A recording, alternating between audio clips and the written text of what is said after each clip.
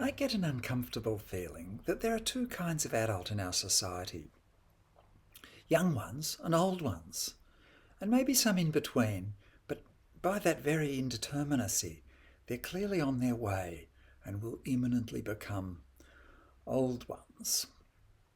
But then I look at other cultures and I'm not so sure that the same binary applies.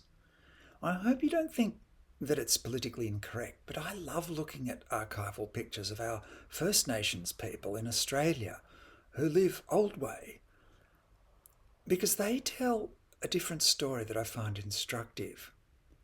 If you concentrate on the menfolk, for example, the photographic record of our First Nations people shows that there's little difference between young bodies and old bodies, except for the white hair and the skin that sometimes shows wear and tear.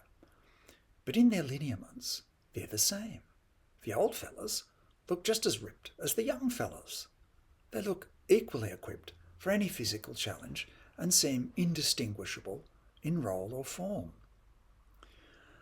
I'm no anthropologist, and I'm talking here about an impression from the visual evidence. I have no proof that the photographs that I've seen are representative of all First Nations segments throughout our diverse geographies. The photographers might have been biased in their capture. For all I know, there could be another archive that includes decrepit bodies, and then there'd be uncertainty over the possible reason.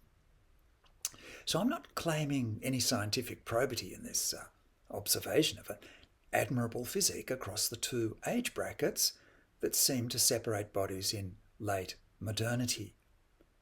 Maybe scholars have in fact probed the question, but I understand the problems of method and especially cultural sensitivities in drawing upon the colonial archive. I don't want to be drawn into romantic conceptions of the noble savage that glorify the primitive in order to marginalise cultural others as backward and inferior.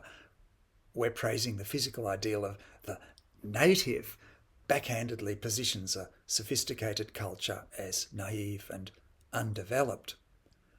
But at the same time, I don't want to ignore the lesson on offer.